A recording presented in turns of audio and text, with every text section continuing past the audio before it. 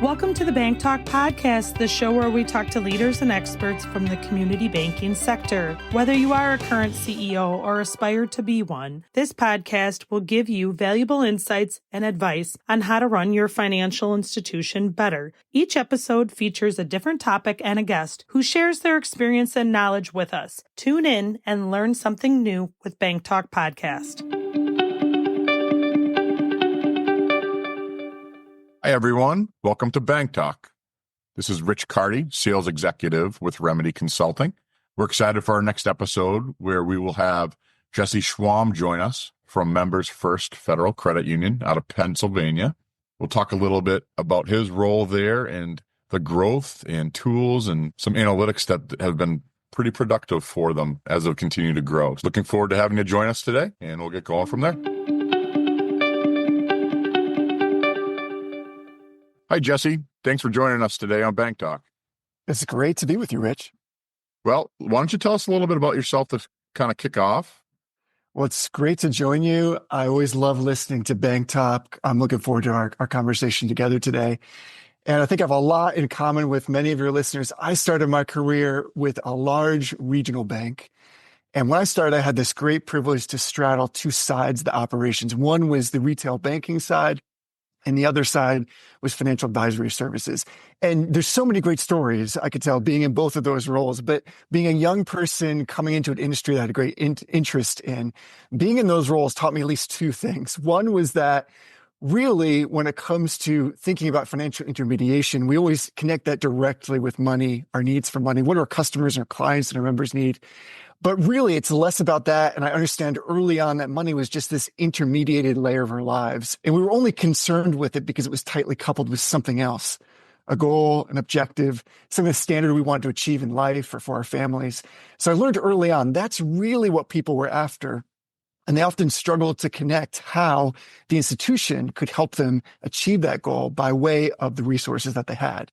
And the second thing that really fascinated me was there was all of this behavioral and cognitive bias in decision-making when it came to managing money.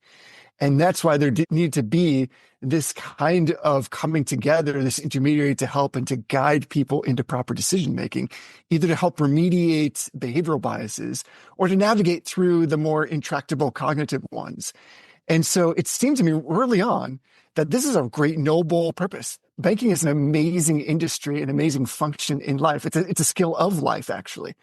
And so when I discovered that, I knew I wanted to be a part of that process. And so starting there and getting that experience in the front lines eventually led me to where I am now at Members First, helping to lead our financial planning and analysis division, which really is concerned with that very thing, which is making this role of financial intermediation more practical, more useful, more trustworthy, more engaging and oriented toward everybody who needs to use finance. And that is all the people. Members First is a federal credit union in South Central Pennsylvania. It's nearly $8 billion in assets, and it serves communities across the mid portion of that state there with nearly 60 branches. So this led me on this journey of really understanding that this is an incredible purpose to be part of bringing savers and borrowers together to meet their needs in mutually beneficial ways. Awesome. We appreciate the background. And obviously, as an avid listener, like you've told me, we're happy to have you on and kind of be on the other side of it, where some of our listeners might get that chance if there's enough topic they like. And I think when I had heard you actually on another podcast, but talk through your role and so forth, major at University of New Hampshire, which I know you have roots to as well. But it definitely kind of, I thought it would make a great episode, which I'm excited for here, and kind of hearing your perspective and your background. It definitely, put the light on for me. Right. Yeah. I appreciate this opportunity. I think that there's many out there, we take for granted the ubiquity of financial institutions, but they really serve a purpose that carries like an ancient pedigree. Like we know, for instance, the Mesopotamians charged interest on loans before they discovered how to put wheels on carts. And so there's this idea that there's something about this that engenders value.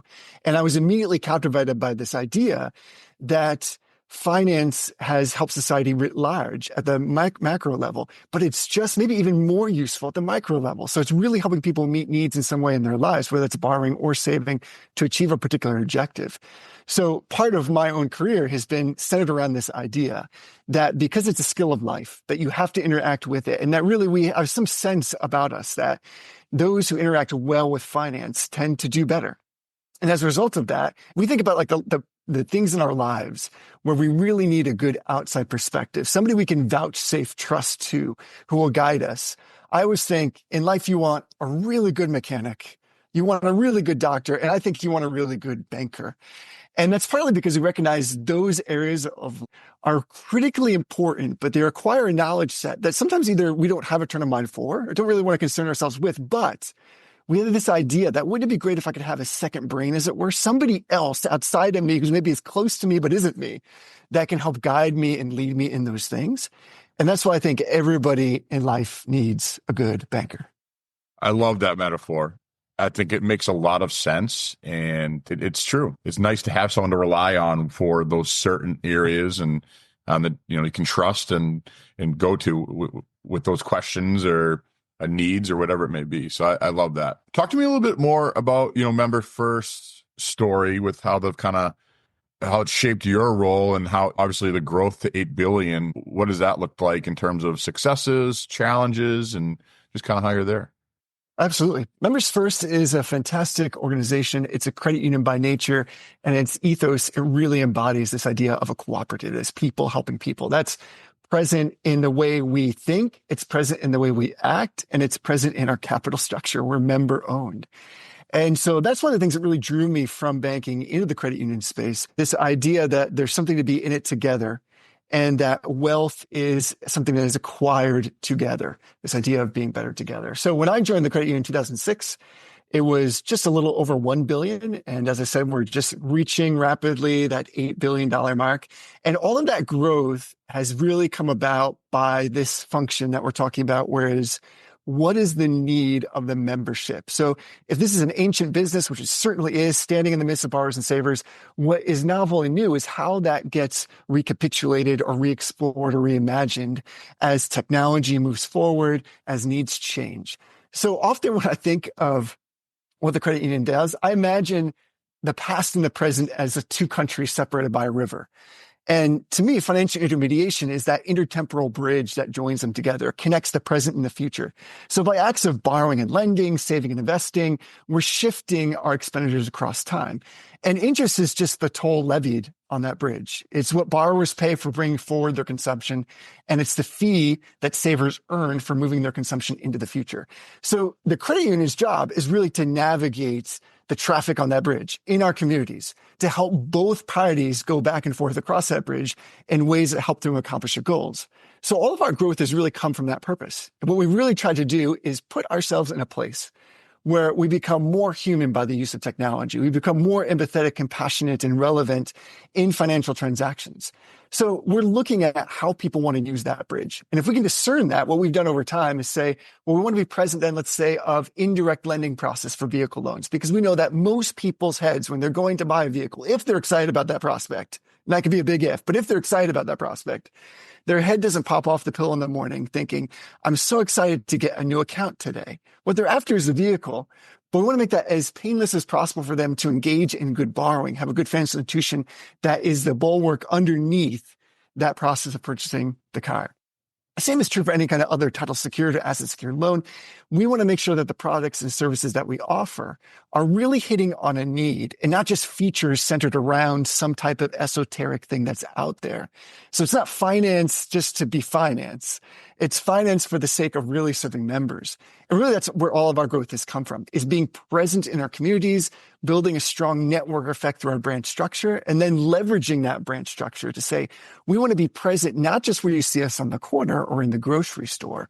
We want to be present in the transaction you're about to undertake, whether that's, again, in person at a dealership, whether that's as you're getting your first mortgage, or whether it's online or on your phone. If we're there and we're relevant and there are low barriers to use us, then we know that we're going to be able to serve everybody well, and the growth will come as a result of that.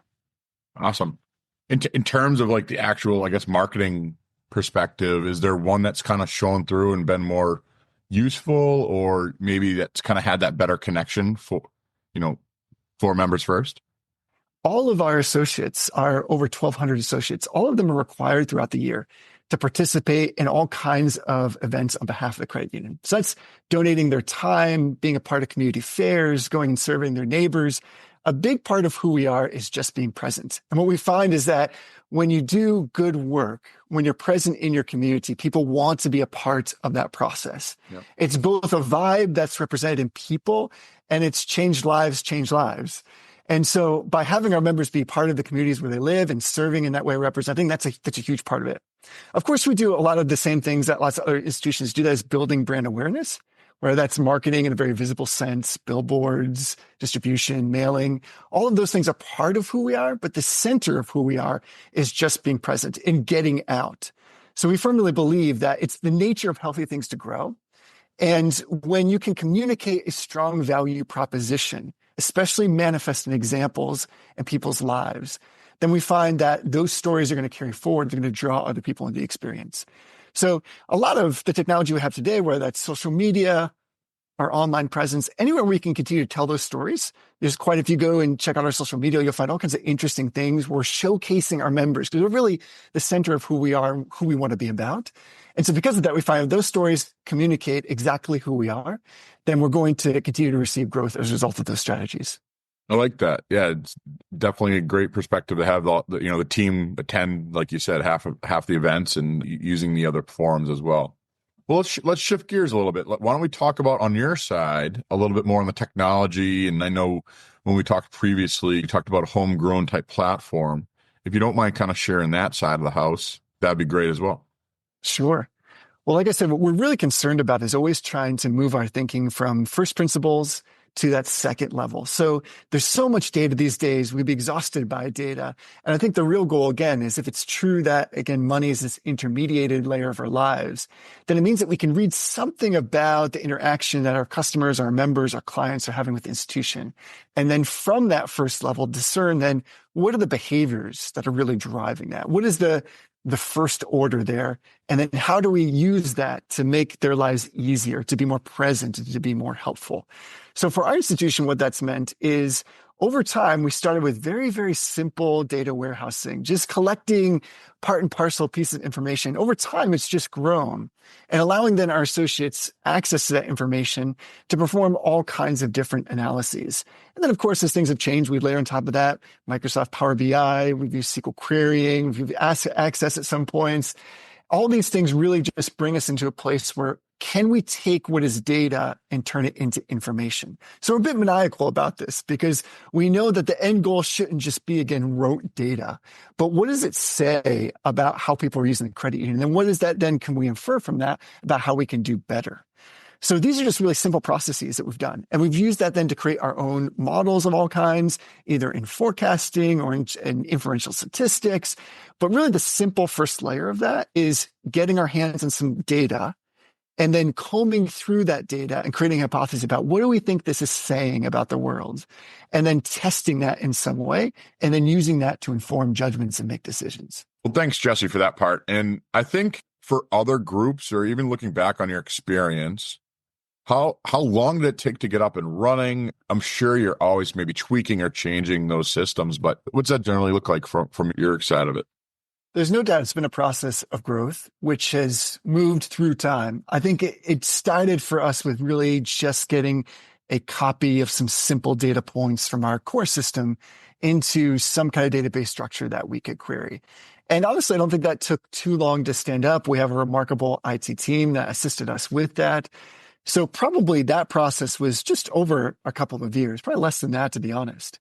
And then from there, it's just iterated. So it's grown a little bit more. And we've said, can we pull more things in? And as we've gotten more systems, we've always asked the question going in, how can this connect with what we already have? Are we keeping a keen eye toward how we can use this when we implement it so that we're going to be able to use the data? In fact, even now, part of our acquisition process when working with vendors is always to ask that very question. We know that many of the tools vendors have, they allow you to query their data in their own environment. But we're always interested, at least if we're only curious, to ask, what if we want to bring that in? Because it seems to me that some of the value of these data systems is just amalgamating disparate sources. And if you can do that, that's maybe 90% of the battle, because it means you get like a clear clarion view of everything all at once, and you can be integrative in your approach. So what started as relatively a simple process has just evolved over time. And I say that would be my encouragement, is to start somewhere. I think there's that saying, when's the best time to plant a tree? And the answer is 50 years ago or today. And so if you can just start with something, and even if that's getting kind of some basic data exports, setting them aside, but working on some kind of organized infrastructure, a little bit goes a long way. And all we've done is just add to that over time. Interesting. When you talk about the core, that technology vendor that you're working through, just out of curiosity, have you guys been with the same core since you've started, and that's kind of filtered over, each, I guess, contract or year, or have you brought in any new ones, and has there been challenges with that, I guess? We've been with the same core since 2006. Right before that, though, relatively close to that mark, we had made a shift. So that was the last big change. Okay. But through that time, especially as like the fintech space has expanded, we've been very deliberate at adding in a pinpoint way, almost surgically, as it were, different vendors that we want to work with that will integrate with that core. So we're always trying to make sure that we're being as efficient and responsible as possible with both the data and the connectivity of the pieces. Our goal is always to make sure that we want to go out and get the biggest value that we can. So when we discern that we want to keep, let's say, our knitting close, our central purposes close to us, our strategy and our objectives, then what we want to do is add a partner that we believe is going to engender more value from the outside. Again, almost like a second brain for us, rather than us trying to recreate something. So we're always looking for that kind of synergy. And part of that synergy then is integration of the information so that we can use that in a really profound way. Beyond just, for instance, having an LOS, which does origination fantastically, that's great. But how can we make sure that we're using that treasure trove of all the exhaust created, all that data created from that, to inform other decision-making across the credit union? Because it's possible that by linking that origination information, not just in a lifetime way from application to paying off the loan or for charge-off or delinquency, but in addition, what can that tell us then about what's happening with the deposit base as well? Or how are those members who are applying, what does their deposit profile look like? But again, that helps us understand how they're using, in my analogy, that bridge between the present and the future. And we want to help that traffic and understand them best. We'll be right back. Is your technology spend getting a little out of hand? Are you worried about making those big strategic moves because of those hefty vendor contracts? Or maybe you just feel like your technology is currently holding you back.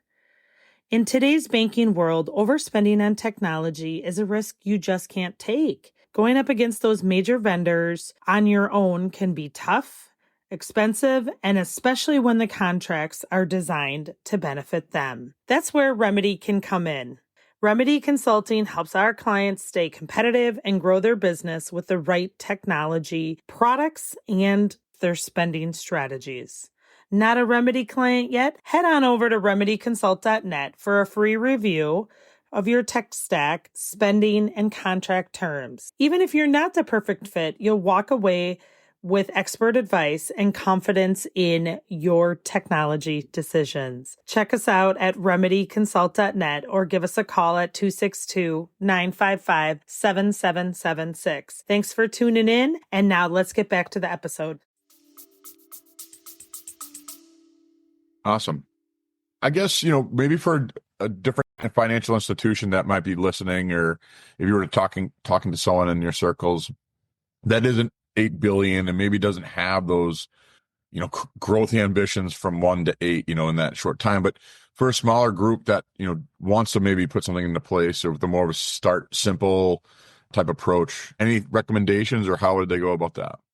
I'm grateful that when I began, the credit union didn't really have a lot of these tools writ large. And in many ways, our credit union had very humble beginnings. It was just a handful of people putting in $5 to help one another to make loans for appliances. And so we carry that humility with us. And so I think actually the tools sometimes can lead us into a false sense, well, if I don't have these tools, how can I provide this really deep, profound analysis?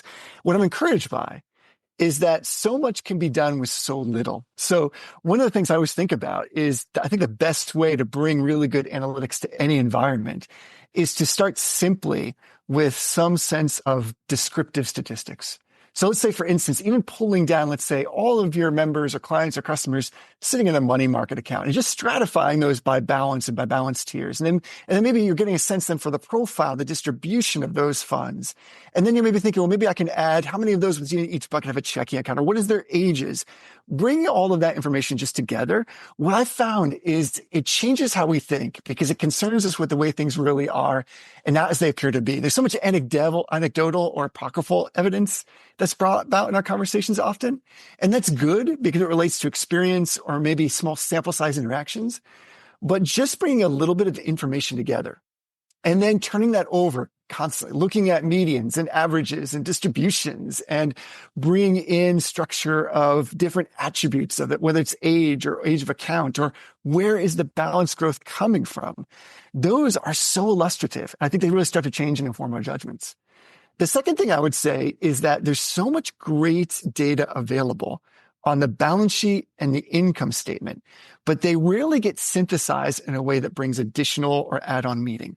So what I think about is we think about our generating earnings of the institution measured predominantly in things like ROA or ROE.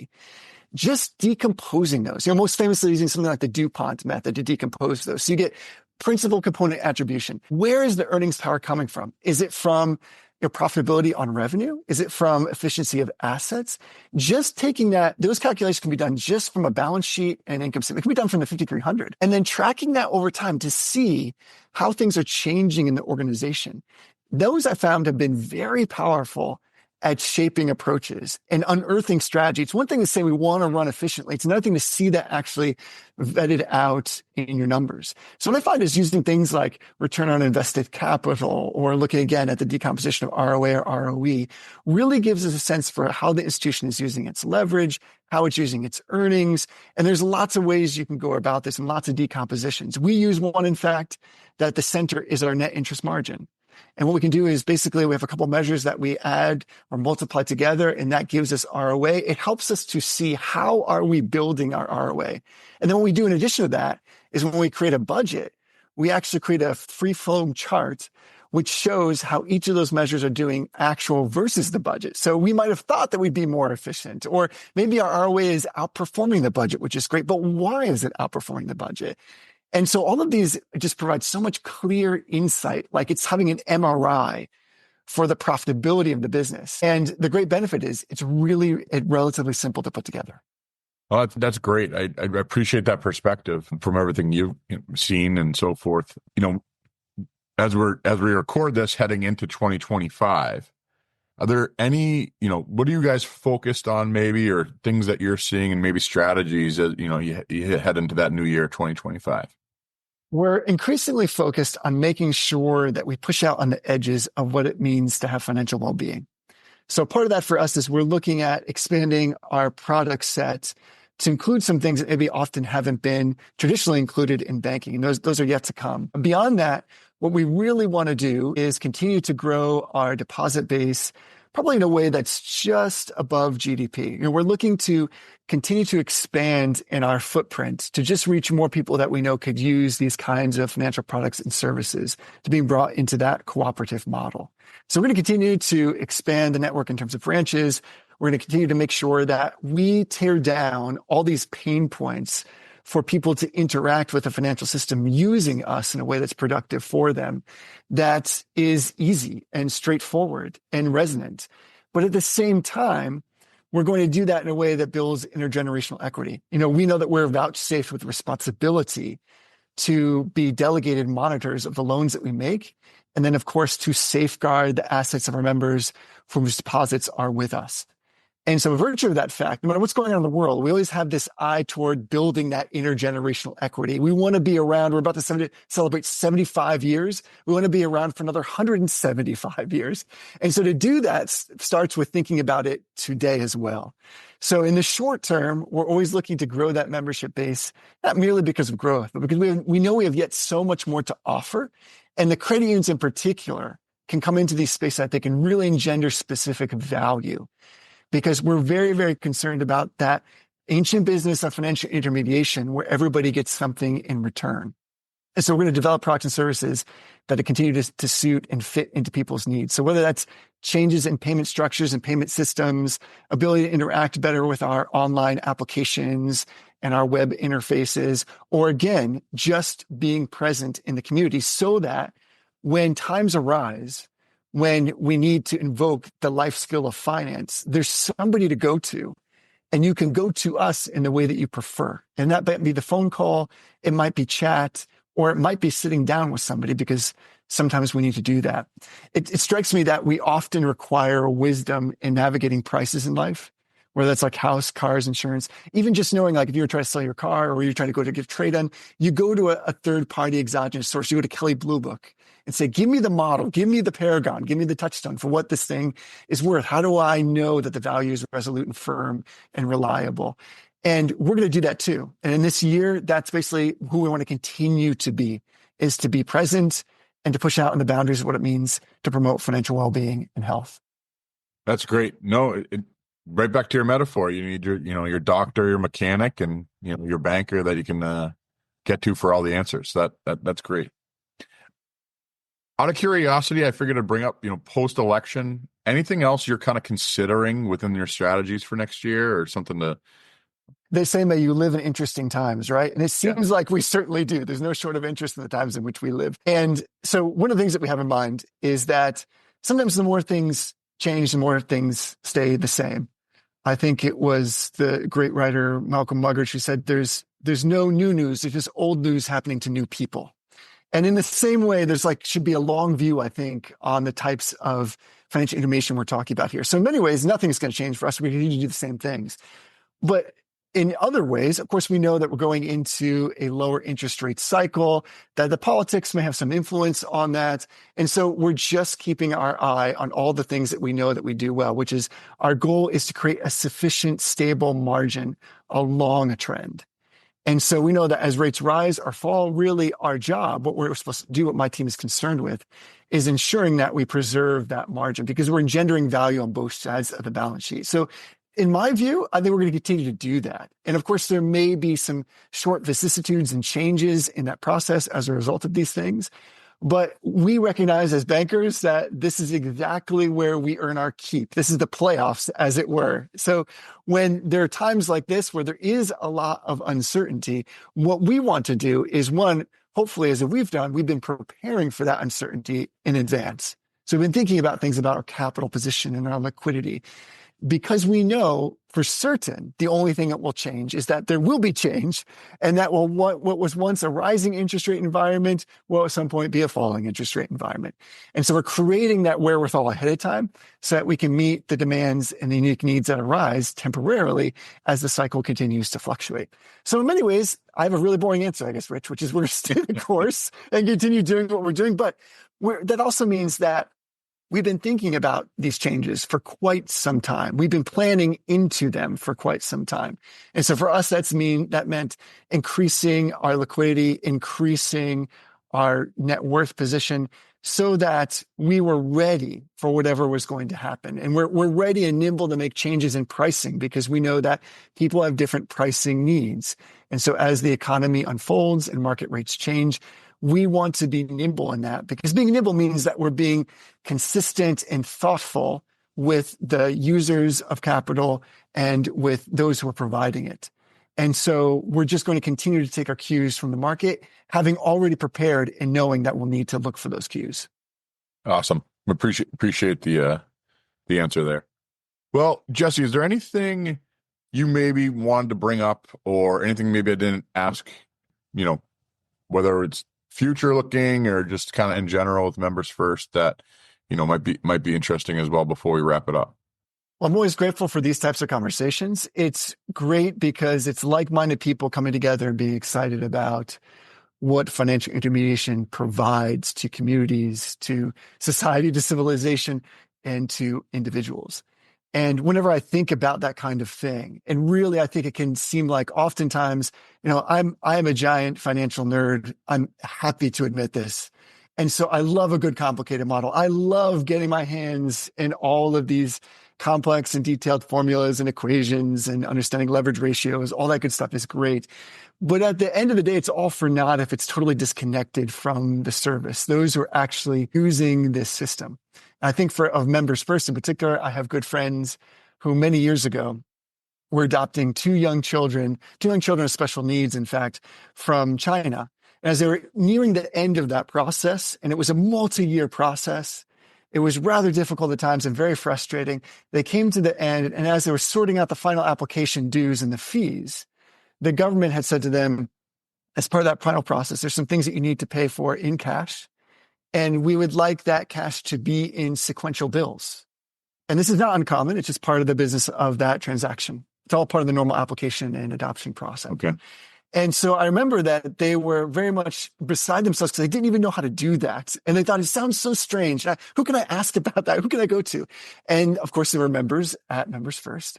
And they went into the branch. They stood in line nervously to wait to see the teller. And they came up and the teller said politely, of course, what can I do for you today? And they tried to explain this rather sheepishly, what they were doing, because it sounded so strange. And the person behind the counter said, this is no problem. We can do this for you. We want to do this for you. I'm going to put in a special order for you today. We'll get the money in and we'll help you. Now, that seems like a small thing.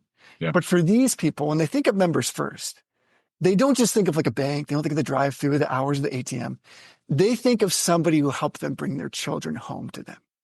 And really, that is the power of what we're talking about here. So as long as we can use data and metrics, these simple things, these tools to bring all of that about, we're making the world a better place, Rich. And as far as I can tell, we're living the dream. Yeah, it sounds like a pretty powerful, obviously, story, but a relationship that's been created and obviously has been working well for Members First. So no, that's awesome. Thank you for sharing that. Jesse, unless there's anything else, again, I'm grateful for you joining us. I really appreciate you spending some time with us today. Anything else? I'm thankful for the invitation and would love to connect with more listeners and continue the conversation elsewhere. Thanks for having me. All right. Jesse, thanks so much for that. Thank you to our listeners today. And again, Jesse's an avid listener, so it was great to have him on and be on the other side and on camera with us. Thanks for joining us. We hope you enjoyed the episode. Keep on learning and have a great day.